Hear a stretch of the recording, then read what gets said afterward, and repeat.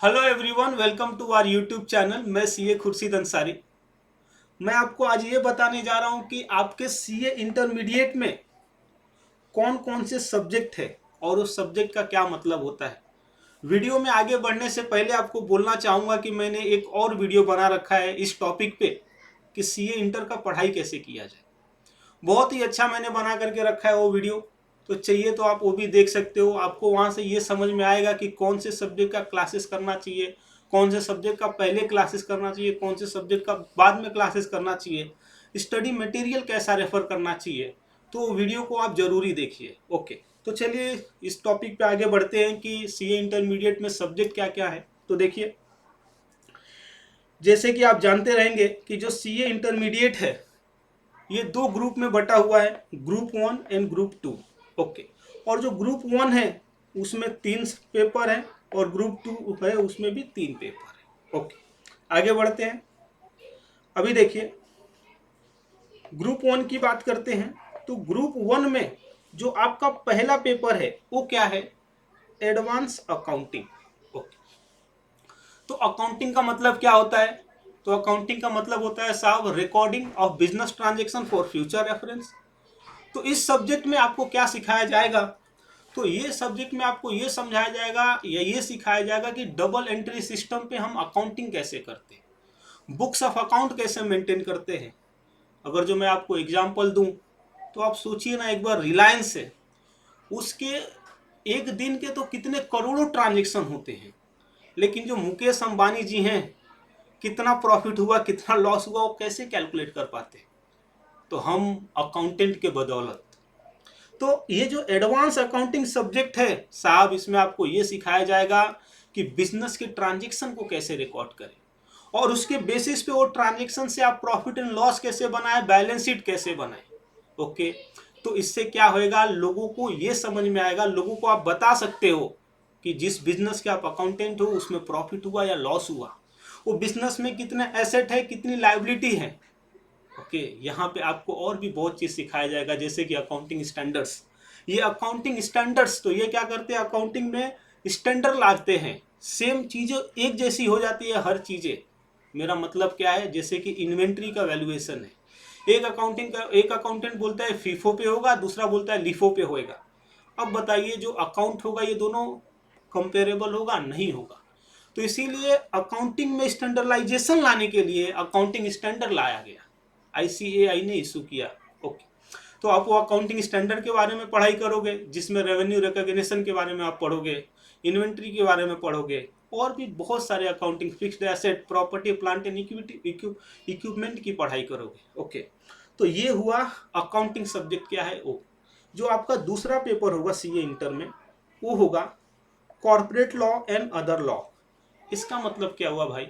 तो देखिए, ये एक चार्टर्ड अकाउंटेंट है ना, चार्टर्ड अकाउंटेंट, सीए। सीए बहुत स्मार्ट होता है।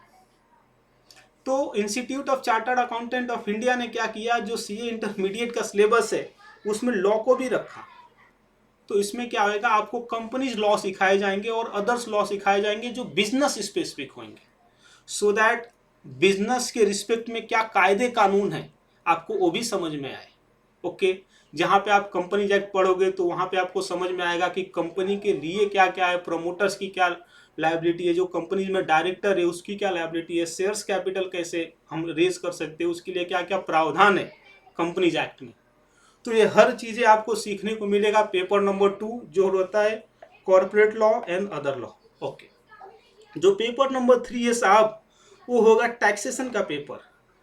टैक्सेशन, टैक्स, आप जानते रहोगे कि जैसे कि जो अपना इंडिया है उसको गवर्नमेंट चलाती है, तो गवर्नमेंट को चलाने के लिए तो पैसे चाहिए ना, पैसा कहाँ से आएगा गवर्नमेंट के पास?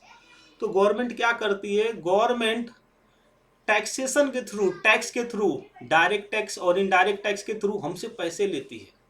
तो ये टैक्सेशन भी एक लॉ होते हैं, क्योंकि गवर्नमेंट पैसे ऐसे तो ले नहीं सकती कोई लॉ बना करके।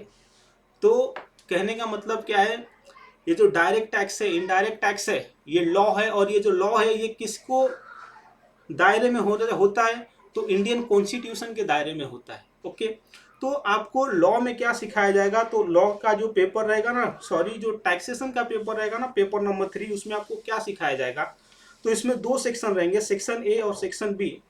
जो सेक्शन ए रहेगा वो इनकम टैक्स के बारे में बात करेगा कि जो इनकम कमाते हैं, इंडिविजुअल हुआ, पार्टनरशिप फॉर्म हुआ, कंपनीज हुए और भी दूसरे लोग हुए, उस इनकम पे गवर्नमेंट टैक्स कैसे लगाती है वो आपको यहाँ पे सिखाया जाएगा, और वो टैक्स का गवर्नमेंट कलेक्शन कैसे करती है लोगों से।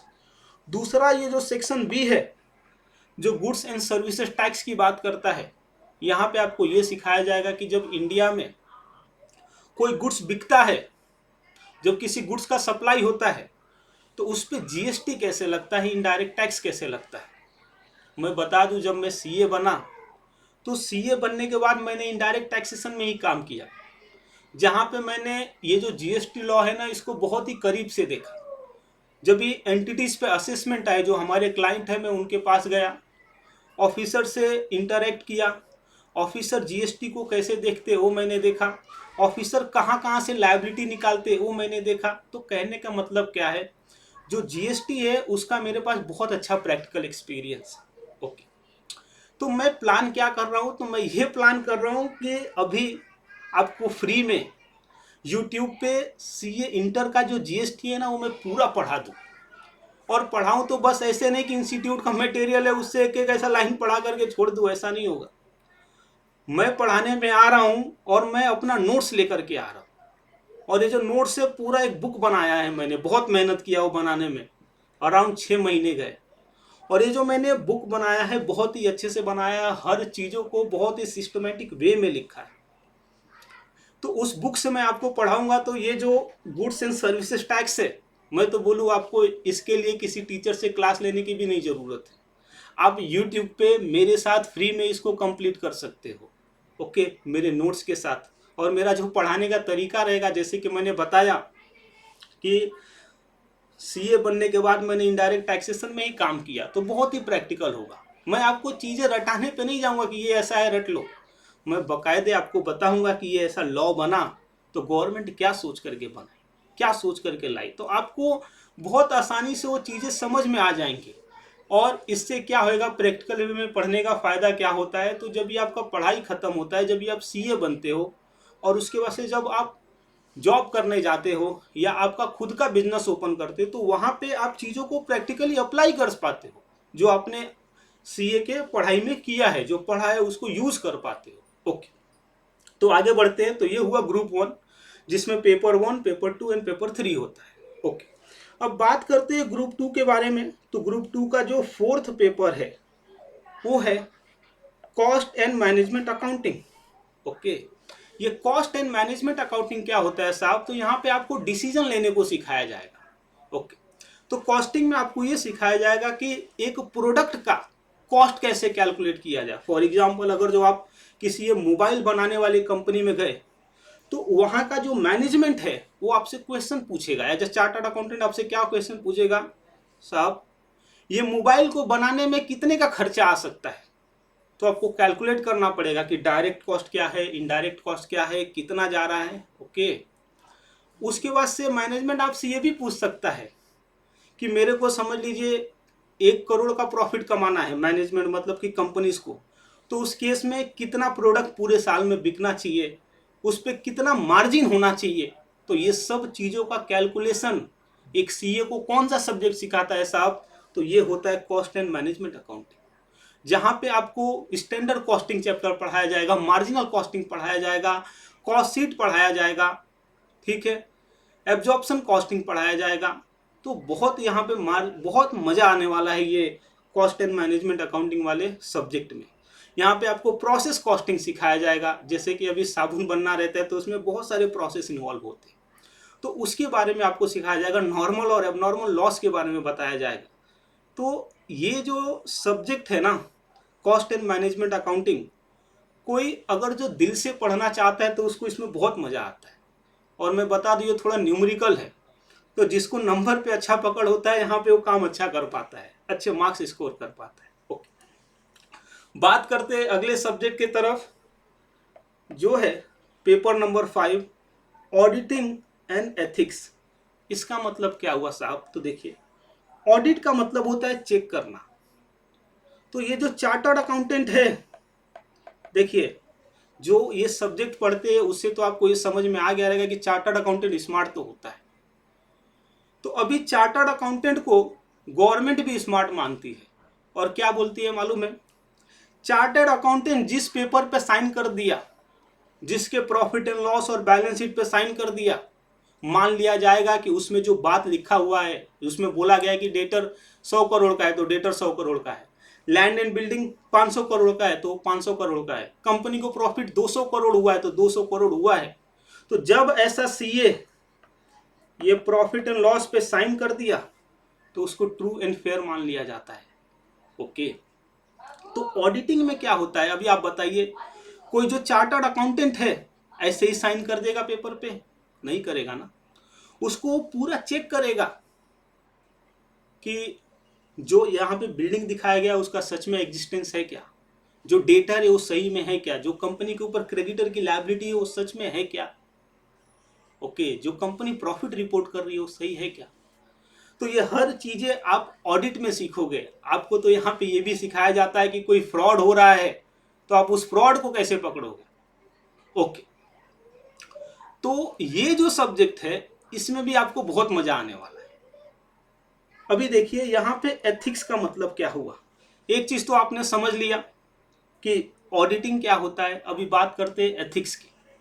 तो देखिए जो चार्टर्ड अकाउंटेंट होता है ना वो बहुत ही इंपॉर्टेंट पर्सन होता है सोसाइटी के लिए। जैसे कि एक डॉक्टर, डॉक्टर का एथिक्स क्या है, मोरल क्या है? तो उसका ये मोरल है कि अगर जो 12 बजे रात को भी कोई पेशेंट परेशान है ना तो वो पेशेंट को उसको देखना है हर काम छोड़ करके। उसी तरह से एक चार्टर्ड अकाउंटेंट, देखिए ये साइन करने की हम जो बात किए, आप एक बात बताओ, जिसके प्रॉफिट एंड लॉस पे ये चार्टर्ड अकाउंटेंट साइन करने जा रहा है, अगर जो उस कंपनी के मालिक से उसने लोन लिया रहेगा तो ये साइन कर पाएगा क्या? नहीं करेगा ना। ट्रू एंड फेयर व्यू बताएगा क्या वो? नहीं, मतलब तो जो मालिक बोलेगा वही वो साइन कर देगा। मालिक बोला कि 200 करोड़ की जगह पे 300 करोड़ का प्रॉफिट है तो ये मान करके साइन कर देंगे। अदरवाइज क्या होगा, मालिक बोलेगा भाई मेरा लोन दे, छोड़ जान दे चीजों। तो एथिक्स में आपको क्या पढ़ाया जाएगा?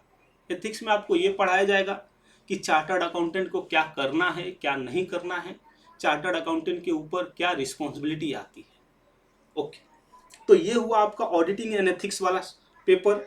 अभी लास्ट पेपर पे आते हैं, पेपर नंबर 6 जो है financial management and strategic management. बहुत ही मजेदार सब्जेक्ट।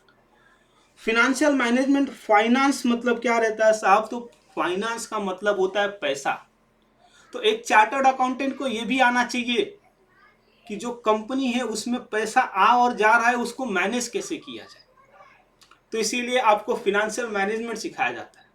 वहां पे आपको कैश फ्लो स्टेटमेंट सिखाया जाता है, तो उससे आपको कैश फ्लो स्टेटमेंट कैसे बनाते हैं वो समझोगे। ओके, कैसे उसको पढ़ते हैं वो समझोगे, तो इससे क्या होएगा, आपको ये समझ में आ जाएगा कि कंपनी में कहाँ कहाँ से पैसा आ रहा है और कंपनी कहाँ कहाँ वो पैसे को यूज कर रही है। ओके, उसके बाद से आपको रिसीवेबल मैनेजमेंट सिखाया जाएगा। रिसीवेबल मैनेजमेंट मतलब क्या, डेटर से जो पैसा लेना है वो आपको सिखाया जाएगा कि जो डेटर से उसको कितने दिन का हमको क्रेडिट पीरियड देना चाहिए। ओके, उसके बाद से आपको क्रेडिटर मैनेजमेंट सिखाया जाएगा। जो आपकी लायबिलिटी है उसको पे करना है तो आपको कब उसको पे करो। समझ लीजिए 1 महीना बाद पे करना है और 1 करोड़ आपके पास है तो 1 महीने बाद पे करना है ना, तो 1 करोड़ का 1 महीना आप क्या करो, ये हर चीज़ों को आप सीखोगे। तो इससे क्या होएगा, इससे आपको ये होएगा कि कंपनी के पास जो पैसे हैं उसको कैसे यूज करे इफिशिएंटली, ये आप समझ जाओगे। ओके, तो ये आपको कौन सब्जेक्ट सिखा करके देगा? फिनेंशियल मैनेजमेंट, जो पेपर नंबर 6 का पार्ट ए है।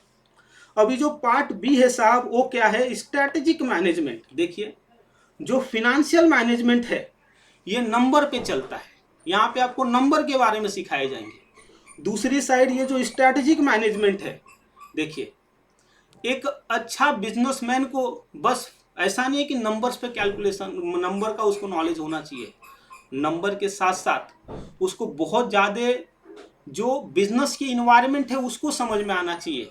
मतलब क्या, देश में गवर्नमेंट कौन चल रहा है, ओके, जो कस्टमर है उनको क्या पसंद आ रहा है क्या पसंद नहीं आ रहा है, मेरे कॉम्पिटिटर्स कौन कौन से हैं, मैं क्या स्ट्रेटजी लेकर के मार्केट में उतरूँ सक्सेस होना चाहूँ तो कहने का मतलब क्या है, जो पार्ट बी है स्ट्रेटेजिक मैनेजमेंट, आपको वहाँ पे ये सिखाया जाता है कि आप कैसे एक सक्सेसफुल बिजनेसमैन बन सको। यहाँ पे आपको पोर्टर के 5 फोर्सेस का एनालिसिस करने को सिखाएंगे कि भाई जो अपने कस्टमर है उसके पास क्या बार्गेनिंग पावर है, जो सप्लायर है उसके पास क्या है। उसके बाद आपको ये भी सिखाया जाएगा कि बिजनेस के एक्सटर्नल इन्वायरमेंट का कैसे एनालिसिस करें, इंटरनल इन्वायरमेंट का कैसे एनालिसिस करें। तो इन शॉर्ट ये जो पार्ट बी है बहुत ही मज़ेदार है, बहुत ही मज़ा आता है। यहाँ पे बहुत सारे स्ट्रेटजी सिखाए जाते हैं बिजनेस में आगे बढ़ने के लिए। तो आशा करता हूँ आपको ये समझ में आ गया कि जो सीए इंटरमीडिएट में सब्जेक्ट हैं वो सब सब्जेक्ट का क्या इम्पोर्टेंस है। ओके, आपसे रिक्वेस्ट भी करता हूँ कि अगर जो आपको ये मेरा वीडियो अच्छा लगा तो मेरे इस चैनल को सब्सक्राइब कर दीजिए। ओके, और ये जो वीडियो है आप अपने दोस्तों के साथ भी शेयर कीजिए सो दैट वो ये समझ सके कि जो सीए इंटरमीडिएट का सिलेबस है वो किस उद्देश्य से आईसीएआई ने डाला है आपको पढ़ने के लिए। ओके, तो मिलते हैं अगले वीडियो में अगले टॉपिक के साथ। Thank you.